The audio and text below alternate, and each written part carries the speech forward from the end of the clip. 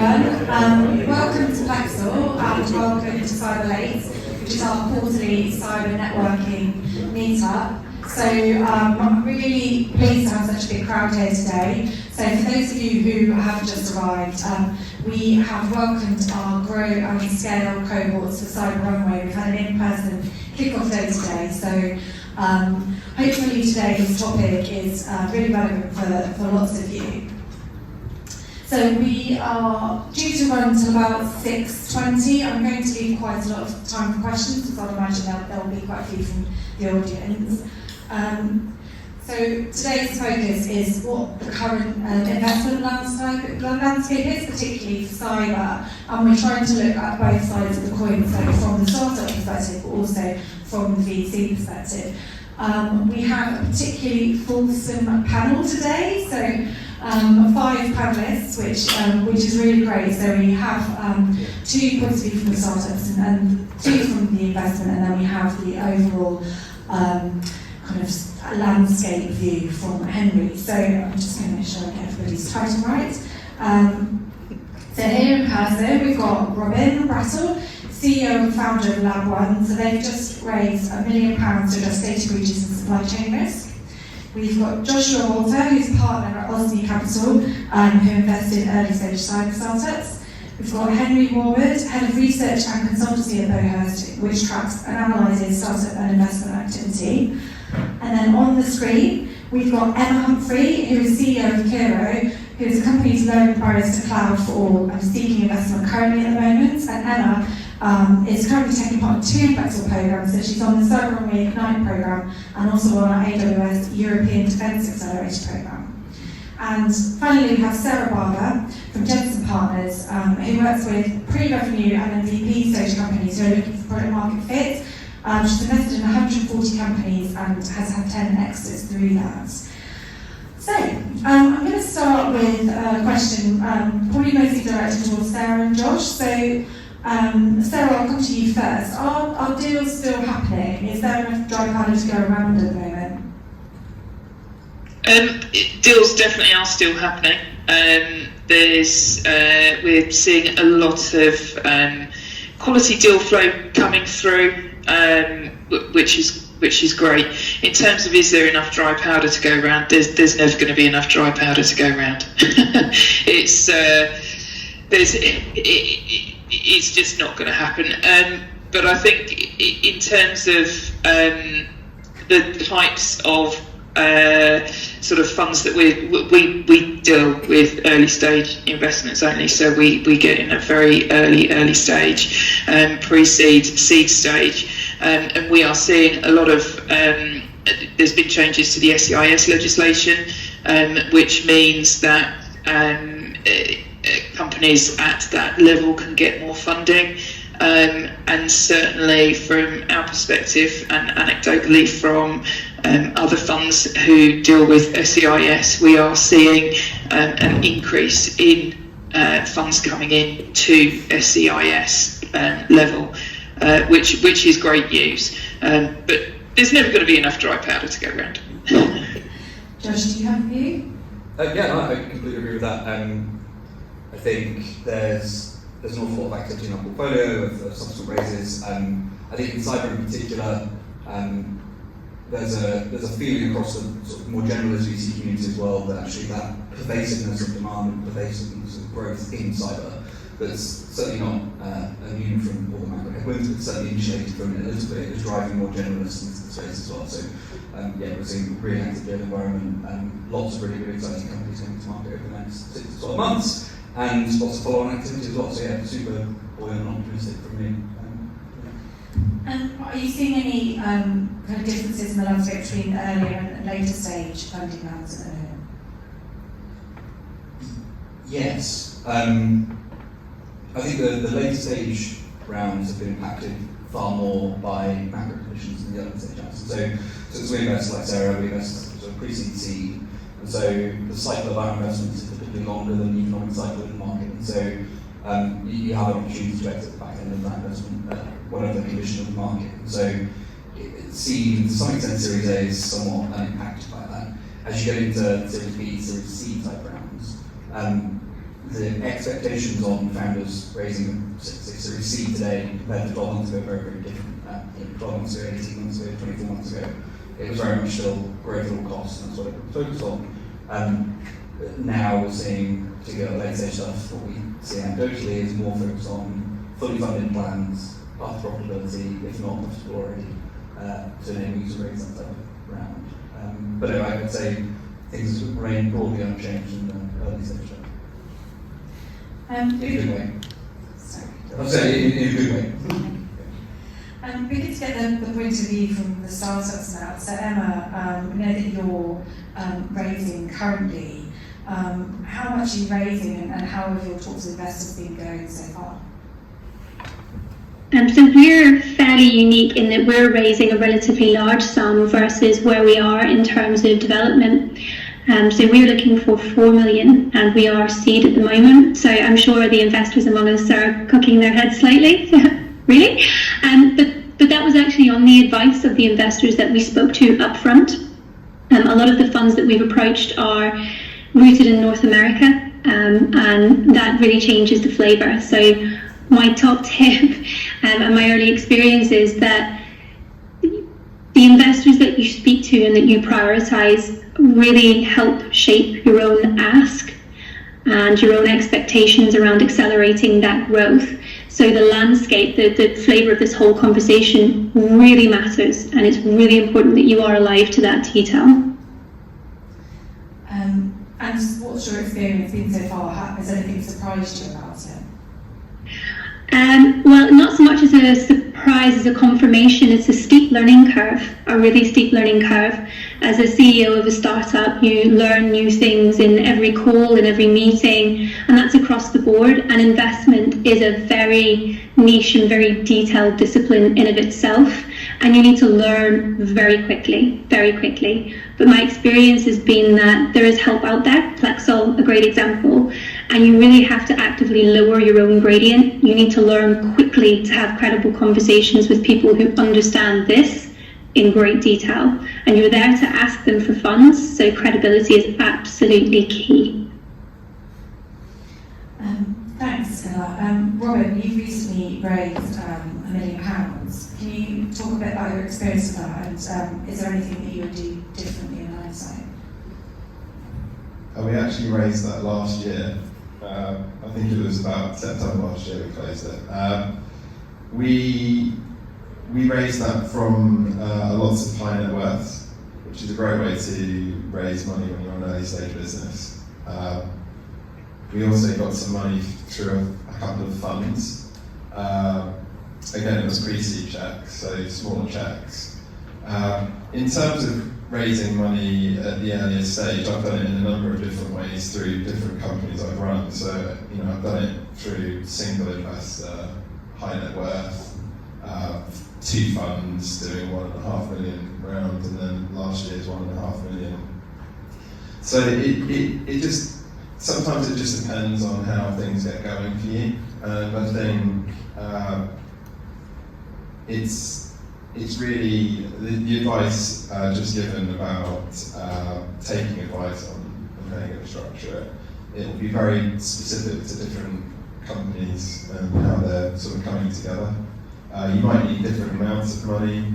I do think cyber is relatively shielded from the macroeconomics. Obviously, I agree with your points about the valuations have been reset in lots of later stage portfolios, but I think at an earlier stage earlier stage is shielded from that, an earlier stage in cyber, which is definitely a boom sector. I think right now it's fine.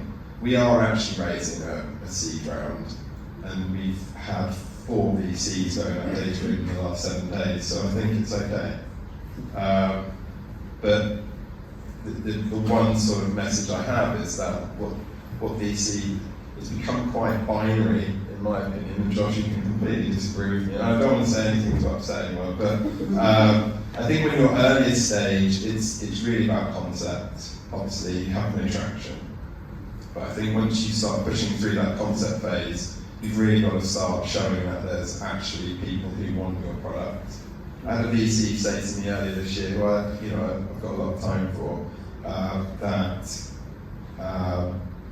he basically said, gone are the days of us investing in sort of IP or software or concept. Now it's our customers buying it because it actually solves a problem.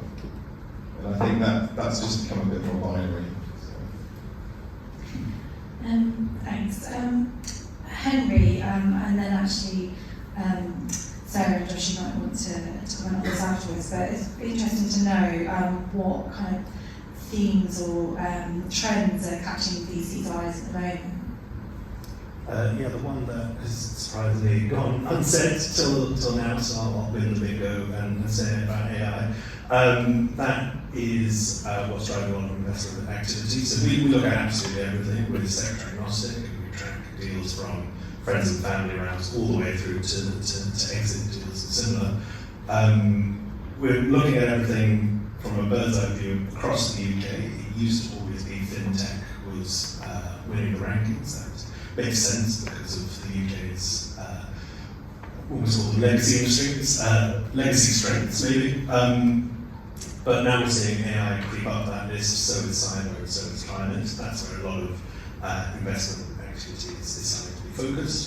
Some of that's part of sort of VCs that overlap, and some of that is very almost hypothecated funding like Aussie. But certainly those sectors are bucking the trend. Just to build on the optimism that there had been, again, looking at the overall market view, where we are in a period of correction, which is why if you read some commentators, you can be quite negative. You can look at the drop and say, gosh, what's happening? But it is a period of correction. A lot of the activity in the sort of immediate post-pandemic period was quite strange. Unusual investors were in the market.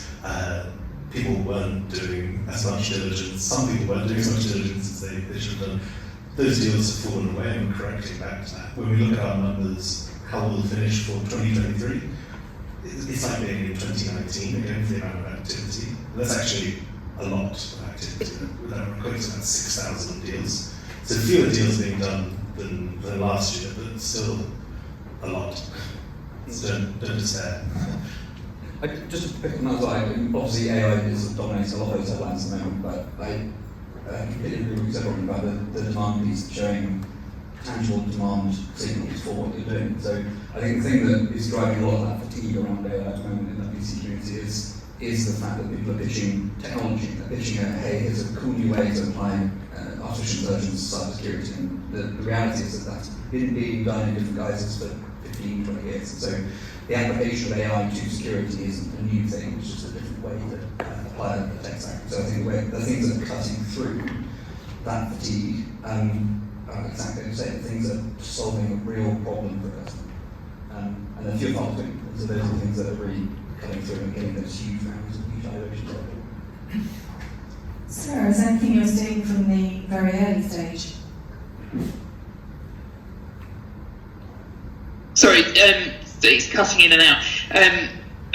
I think at the very early stage we're seeing exactly that. We're seeing with AI coming in as something that people are trying to sort of leverage the technology that actually exists already. We're not seeing a huge amount of new, unique tech in those areas. So it's very much, I think, going back to Robin's point about the problems and solutions. People are using the technologies that actually exist to come up with solutions to problems that exist and trying to get that product market fit from technologies that already exist. So we're not seeing a huge amount of unique new tech coming in on that side. And we're also seeing quite a lot of sustainability focused companies coming in, as Henry mentioned, and that's more around platforms. We're seeing a lot of sort of platforms coming in and trying to get investment. But yeah, that's very much what we're seeing at the moment. Thanks. I'd like to know now from Sarah and Josh, if you could describe some of the red flags and some of the green flags that you have when you're looking at startups. So generally, because we have this all harmonic we think about the heart, mind, wall, watch, when we're thinking about setting a startup. So think about sort of green flags, things we look for are, again, a real customer problem. So something addressing a real problem that people care about in that market. So you might have great technology, you might have a great problem you're going after, but you care enough about it to solve it, to buy the product. So that's really important and quite often doesn't come through in presentations. From my perspective, we think a lot about to Sarah's point, the uniqueness and the reality of, is this anything truly innovative, or is this a re-platforming or a reframing of something that's already out on the market? So it's looking for true innovation in things that we're looking at, really, really important as well, and how we protect all that is from that perspective. Thinking about things like the size of the market and the opportunity for an outcome. Again, sometimes it gets lost in cyber sometimes because we focus on sometimes quite narrow problems, and so we think about extrapolating out how painful that problem is for a single customer and how much they're willing to pay to solve it. You extrapolate that out across the market to get to a total market size. Sometimes that's not big enough to justify a venture type exit. Doesn't mean it's bad business, it doesn't mean it isn't going to go on to be very successful. It just means that venture capital is a very specific type of financing might not be right for that company. And then there's the sort of return piece that feeds into that from a fund point of view. And so venture capital still runs very much, you can say, on a parallel basis, and we invest in lots of things and of a portfolio of things, and a couple of those will return the whole fund. And so everything that we invest into has to have the potential to be able to do that, so it's dilutive overall to the return on the fund. And then, other green flags are in the timing space, that sort of last watch bit we talk about. Having a reason to act now is such a common missing element of pitches that you see in proposition VC founders. VCs are terrible for kicking the can down the road, because for every 3 months you can delay a decision, you get 3 months worth of validation more to make a decision on. And so giving them a reason to act today and why your business will be very different and it will be in a different place in 3 months' time is incredibly important, and quite often we come back to some red flags in the second one, but Sarah added. Yeah, so it'd be interesting to hear, from a much earlier stage, obviously that kind of kicking the can down the road might even have more impact. So what are some of the, what are you looking for when you're looking at a very early stage company? Yeah, so re-emphasising a lot of what Josh has just said, is you're definitely looking for something that can demonstrate that there is the potential for product market fit. That is a really, really important point, making sure people understand the market, and that we talk about TAM, SAM, SOM, that they understand the total addressable market there and how that filters down into what their product is looking to sell. So very much re-emphasise that point. I think for us, because we haven't got that traction in place, that we can really do the due diligence on the company and the concept, what we're looking for is team.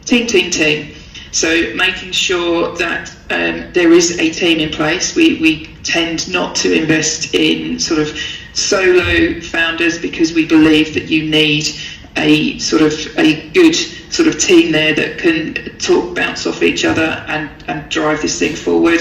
And also a team that when we're talking to them, we're going to be working with that company to take them to the next stage. So we're not sector specialists in that sense. We're not here to give that kind of expertise. We're here to try and emphasise the importance of growing a business and what you need to do to get to the next stage. So it's really important that when we're talking to that team, that they're listening to us, not that we're telling them that this is exactly what you need to do, but they're listening to us, they're taking on advice, they will listen to advice, and they will move forward with that advice. So that's a huge important thing for us. And also it's really important to understand that this business is going to reach profitability at some point. We see a lot of decks coming in where the losses are just getting bigger and bigger and bigger, and the answer to the question, well, how are you going to fund that, is, well, we'll just raise more investment. We we don't believe that that's necessarily going to be the case, that you're going to just raise investment on the fact that you've got this great idea. That we need to be able to see that there is going to be some profitability at a later stage. And all of these things are very much driving towards that next funding round. So it's making sure that we're sort of getting the right deck in place to get to that next round. Yeah, actually, just some of the sort of red flags. Some of the solo founder piece, obviously, there's lots of solo founder businesses that are brilliant. I think one of the things that, flipping that around, one of the things that having co-founders allows you to demonstrate is that you're able to articulate your vision of where you're taking the company. It's one of those early proof points of traction to show that you can influence others and sell a dream to others. And so that then translates directly into your ability to be able to sell your product to your customer. So that ability to influence is demonstrated early by having a co-founder. So it's not necessarily it's by no means an awful red flag seeing solo founder, but it puts sort of pause for thought and a question. I think back to your point about problems as well. There's lots of technology looking for problems rather than a solution to a problem specifically. There's a bit of complexity out there at the moment as well. We talked about this concept a bit about having a certain number of mental credits when you're reviewing something, and if you have to spend time with your credits on looking at something that is needlessly complex, so really complex corporate structure or just something really complex from a financial modeling point of view, it distracts from the main message. So being as vanilla and boring and as expected as possible in all the boring stuff, such that it doesn't take any mental energy to review it, so that you can get on to the exciting stuff where you're unique and where you're differentiated compared to what everyone else is doing, and why you're going to be that next $5 billion exit. That's a thing you want, but that's really good impact to focus on. So yeah, that's.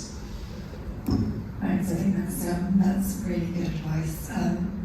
Well, I want to leave time for audience questions. So, Emma and Robin, I'd like to just leave our audience with a bit of advice from you both. So, based on your recent experiences, what's one piece of wisdom that you'd like to impart to any company in the audience that's looking to raise at the moment, and also you? Sorry, Dad, for me or Sarah? That was you, Emma. Oh, fantastic. Advice would be, based on the red and green flags that you've just heard, you really have to know yourself and know your company, know your product and how to describe it in a really concise way. There's a big difference between dual-use technologies, for example, that align really closely with cybersecurity or defense tech. They are very different funds. Your aspirations to go to North America, for example, you really have to test your own idea before you go out to speak to people who have a wealth of experience and who will see holes in your plan or your concept. And the other is Sarah with team. It's fantastic to have a great idea, but you have to be the right team to execute that idea in exactly the way that you say that you're going to. So having a team where there is a great deal of trust, because with investment comes change. There is a change in dynamic, there is a change in direction, there's a change in speed, and you have to be robust to deal with that. So it's worth spending time getting to know yourself as a company internally, as well as how you describe yourself externally. Very valuable. Thanks, Emma and Robin. Gosh, there is so much to say. I mean, everything that has been said already is extremely good advice in my experience from speaking to an awful lot of VCs over the years. I think you've got to know your market. By knowing your market, that doesn't just mean who you're going to sell to. So you need to understand the problem statement, you need to know how they're going to buy, you need to know who else they're going to buy from. If you're selling to someone in a specific role, they're going to be buying other technology that might not be competing with you, but you're competing for the same budget. So why are they going to use their budget for you versus, I don't know, if they're the CIO, they might be spending it on SharePoint. So you're in that budget line. So how are you going to carve out some of that budget line for you? How are you going to make it so essential that they do that? Then you could do bottom-up modelling, or you could just throw Gartner stats in there. I mean, VCs don't ever see Gartner stats on market sizing, so you've got to work out how much of that market you actually could take, be realistic about it. The team thing is sort of obvious. You've got to have a good team. You've got to have a plan that is executable. You've got to deliver the message as simply as possible. Or that point there. I mean, years ago I read an article that said you've got 3 minutes and 34 seconds before you lose someone's attention. I did a bit of entrepreneur in residence work at Bristol University. I wanted to call the semester 3 minutes 34 seconds and work through each slide of the deck, which needs to be unbelievably simple, which is the hardest thing in the world to do because they've got so many thoughts in your head. I mean, you're all founders, I understand. There's a million things you want to say. But what is the crispest delivery?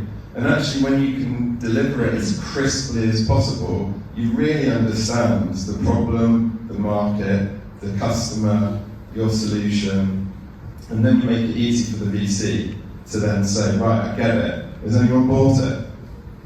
And at that point, if you haven't got an answer to that question, or you aren't speaking to people who might be buying it, they'll say, come back in 3 months. Just to emphasise as well, it's such a common thing, and particularly in cyber, there's a huge level of technicality found, a huge level of technical product out there. And so when you've got 15 minutes or 30 minutes with a founder for the first time, and you're trying to make a decision as to what to do about it compared to the other 10 things you've seen that day, it's that crispness of message is so important. It's so often missing, and we've got to sort of that anchoring on that foundation right at the start, even on the cover page, where you can look at it for 15 seconds or 5 seconds and just know conceptually what it is that you're doing, so that as you're then listening to the talk and listening to the pitch and the explanation about the different facets of it, you're building on a common foundation between the two of you of what it is that you're building, so that everything you're adding to that foundation is accretive to that person's understanding of what you're doing, rather than not understanding what it is in the first slide, not wanting to look stupid in the second and third slide, you haven't understood what it was, trying to pin back to, oh, there's just that, does that mean they're doing this or they're doing that? And then you get to the end of the vision, that's it, and you're over, and it's really fun, and yeah, people don't want to look stupid, and they don't want to look like they haven't understood something, so quite often they just won't ask the question. So yeah, just almost as if you're explaining to a child at first, and then you can build from there and get more complex. Yeah, I completely agree. You want to tell a good story, but a story needs an anchoring position, doesn't it? And if you don't have any story to tell anyone, if you just dive straight in and you didn't anchor people, then they don't know what you're talking about. So it's the same with pitching your business, yeah. And use your forum. We found as well, trying to describe how you can very quickly deploy cloud infrastructure. It's not the most interesting sentence, but when you ask people to do a thing, so if everyone there right now puts their hand up, if they can confidently deploy secure cloud infrastructure right now, probably few will. But when you say, put your hand up, because we have a solution that means you can, with no qualifications, no knowledge, nothing, you can do it. That's clear. It took us a long time to work out that if you're in front of someone, you have more tools at your disposal than just a PowerPoint. So I definitely say keep refining your message and keep working on how you can stand out from the crowd. I mean, you guys, Sarah and Josh, you see a lot of people asking for funds daily, so standing out is no bad thing. And that is exactly how to be an entrepreneur, by the way, because she just pitched her business to everyone. So I would be negligent if I did it. That was excellent. I've been trying to do that myself, but I haven't. Thanks, I really quick point. Oh, sorry, Sarah. Yeah, I was just going to say they're all really good points, and I just wanted to say that as investors, we don't get bored of seeing decks. We really don't. We want to look at these decks, we want to read through them, we want to understand them. So the clearer you can make them, the easier you can make it for us, because we do see a lot of them, the better. And quite often what I say to people is, if you've got your deck, make sure that on each page you can clearly see what the 3 messages are that you're trying to get across. And actually what I say is do a side by side. So here's your deck, here's your other deck. What are the 3 messages you're trying to get across, and how does that translate into your deck? that you're actually going to present. So don't give anybody a reason to stop reading. Just on that, it's such an important point, because and back to what you said, I think the purpose of that, and not to remember the purpose of that first pitch deck you're sending, it isn't to be the only document that you ever share with anybody on the basis on which they're going to make the decision. The purpose of that first deck is to get into the room to have a conversation with them, where you can build a rapport and have a good conversation for an hour. And so it's a 2 or 3 minutes skim through, exactly to Sarah's point. Yeah, well, what's the one thing I want to take away from the slide? If I look at it for 5 seconds, do I take away the key message, yes or no? Because we obviously spent a lot longer than good decks, but if you assume that people are going to spend the same amount of time that they would looking at CV, it's a similar type of thing. It's a skim first and you dive into the bits you want to go and look at. But yeah, the purpose of it is to get into the meeting, not to secure the investment using that. So don't be tempted to pump it full of stuff that doesn't need to be. Thanks. I think there's been some really great practical advice here, but I'm sure that there are some questions that our audience have. So I'll throw it open. Would anyone like to ask any of our panelists a question? Does anyone have a roving mic? Here in the front.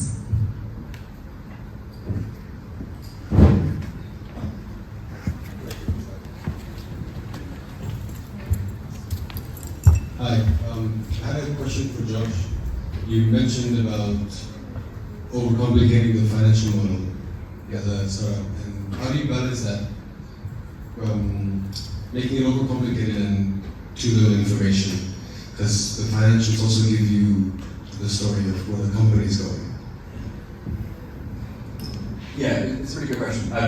Again, I think it depends on what stage of the conversation you're at. If it's the first interaction with somebody, you don't need to see all the detail. You need to see sort of rough direction of travel. Where are you today? Where are you expecting to head over the next 3 to 5 years? And I think being comfortable in the knowledge that there's no expectation that that's going to be exactly what happens. So there's no universe in which the plan you present in that pack will be the exact thing that happens. There'll be pivots along the way, and change the direction. It's more a statement of intent of here we want to. This is where we want to go. This is what we want to do from a customer point of view. This is what we think it can translate to from a revenue perspective, and how that growth looks over time. As you get further through the process, and you go into sharing a data room with a proper financial model, and that's where you need a bit more structure to it. And but again, that's not.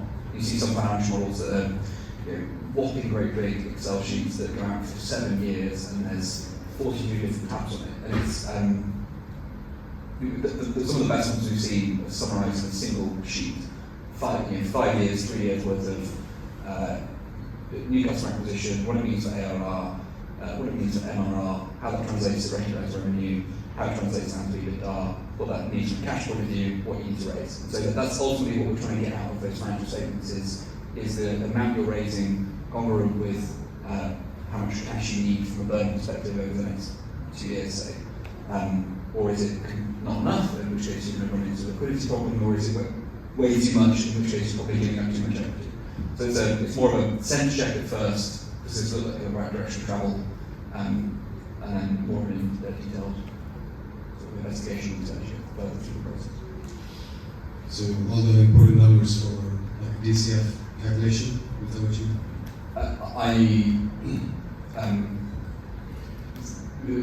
We don't use DCF to value businesses. There's a load of good resources I can share some point to look how we think about valuing businesses. Probably sort of venture capital methodology, pretty excitingly named. DCF is more how people would think about acquiring businesses and going concern as profitable, and you sort of discount those factors today. But when a venture capitalist is looking at it, typically you're saying, what does that plan look like over 5 years? If that plan is achieved, what would the profit number be at the end of that 5-year journey? If that were to happen, what would that look like from a valuation point of view? You look at comparables in the public markets or the private markets and say, this company is generating $30 million worth of EBITDA in 5 years' time. This is what they're likely to be worth based on that. And then we're discounting that back to today based on the probability of not making it every year from 5 years to today. So it's a somewhat more of an art than a science at that stage, but it's more of a what's the vision, what's the chance of not making it to that vision, discounting the ultimate price back to today is how to think about it, rather than pricing cash flow. Because back to the point about there's no universe in which that plan is accurate. If you're evaluating something on a DCF basis, you need pretty high certainty of what those cash flows are going to be to give the evaluation. Great, thank you.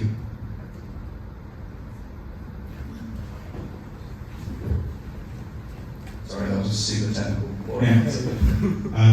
Thank you, Joshua, Henry, Sarah, and Robin, Emma.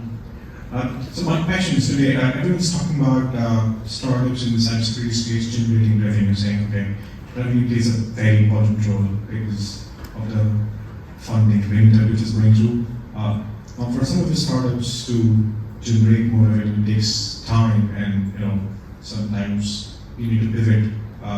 So given the situation right now that's happening globally and across the investment market, what are some of the key parameters that need to be taken into consideration when we are looking at raising capital, and is revenue generation also one of the critical points right now?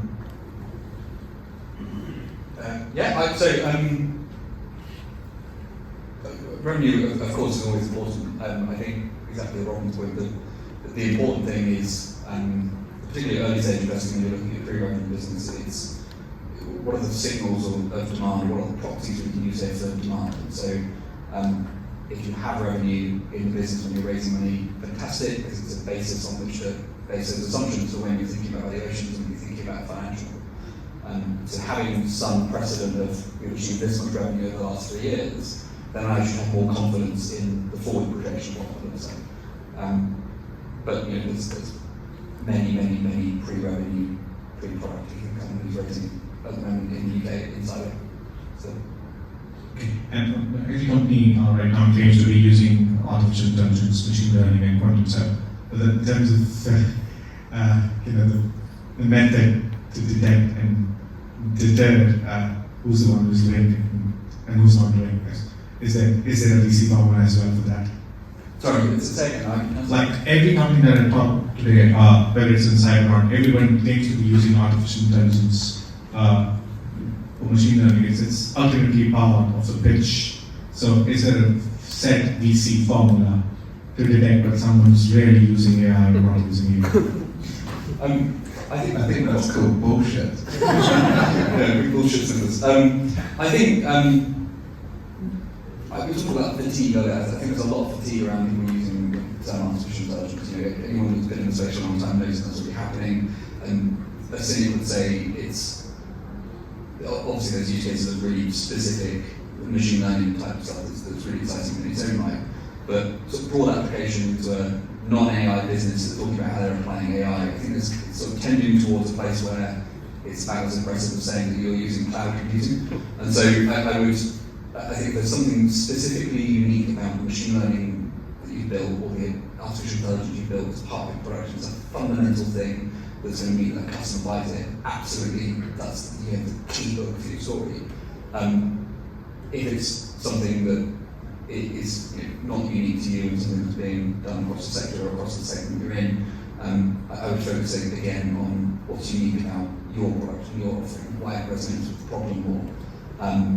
Because again, one of those red flags that you see a lot of it is technology looking for a problem, which is a huge turn-off to any investor, and it's apart from a very, very specific set of cases.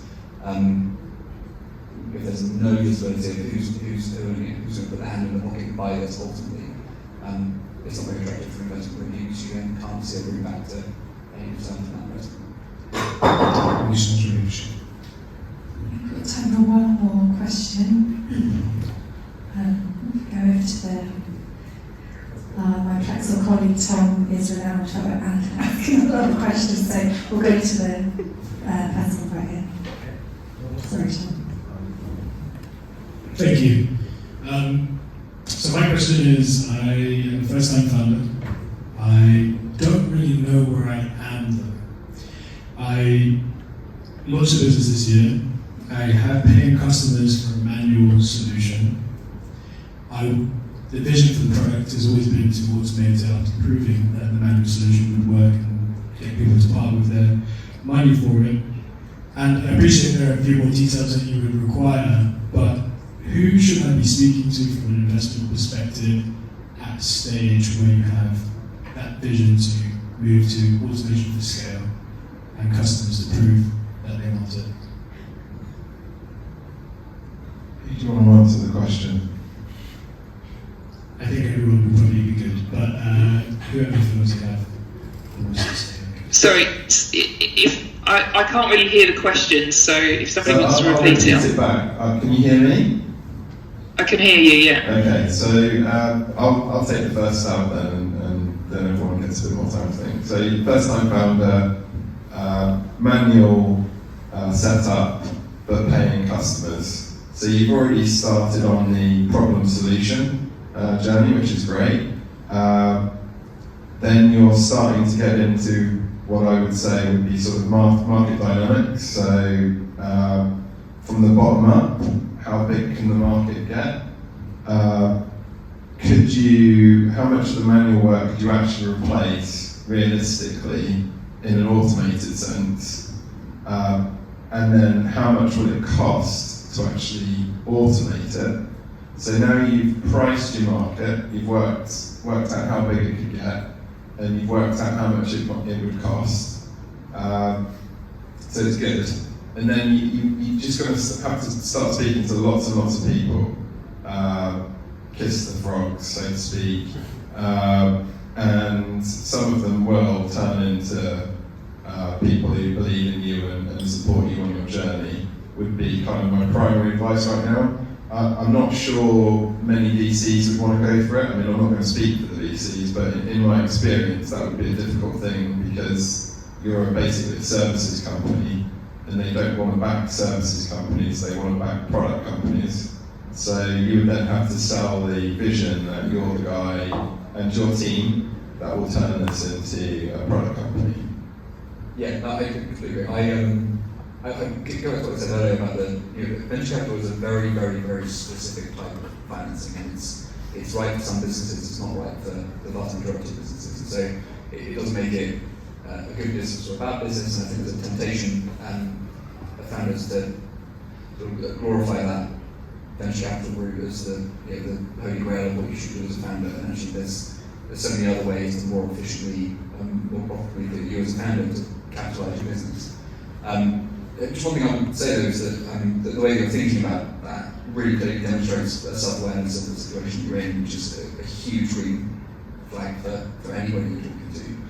And then on the automation front, I think absolutely spot on. That model lends itself to very quickly scaling product businesses. It's I don't want to call it a trap because it isn't a trap, it's a great outcome. But we see a lot of businesses in cyber setting out to make a product, and they have 3 or 4 founders that have all pulled into some runway for 6 months or 12 months on the journey to make a product. They get to 9 months, so 3 months worth of runway left, and they say, what are we going to do here? What do we put these 2 people out to go and do some pen testing into the market, and we'll get some day rate consulting in, and that'll give us a bit more runway.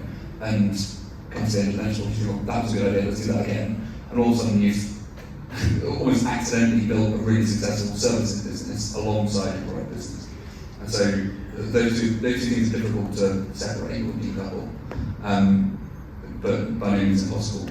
And so when you're thinking about automating something that's manual today, if it's manual for the purpose of proving the demand and proving the problem for the customer to find the product market fit, and then it's just a case of a technical or engineering project to automate it, and you know how to do that and what that looks like, then exactly what you're saying, you've priced that and you understand what it looks like, and you can then go and raise specifically for that to build this thing. You've proved the problem exists, proved that people want to spend money on it, you've been turning the handle in the background to do it manually. In the meantime, here's how we're going to automate it, here's what that looks like once it's automated from a growth point of view and scaling point of view. And then that's, I think, really compelling for any enterprise investor, certainly from a cyber perspective, we see an awful lot. Once you've worked through some of those steps as well, you should also look at the role that R&D tax credits can play if you're going to be spending money on development. In the UK, grants for proof of concepts as well, a lot of which has to be mixed in with some external, often equity capital, but from depending on the scale and the amount you need from angels, definitely anyone who hasn't already raised, looking at their first raise.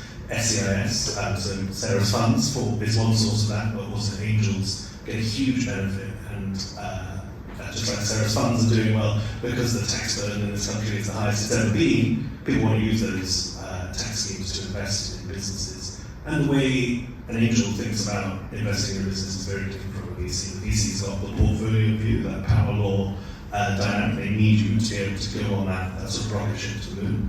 An angel investor who's getting a tax break doesn't necessarily have to think that way, and also you can sell them on a bit more of a personal level on the vision. People do invest in things because they believe in the product for non-financial reasons as well, or believe in you as a founder for non-financial reasons as well. So at the very earliest stage, definitely look at angels. We actually raised 5 million from angels. We liked so much that we never looked at VC. So angels definitely a great option.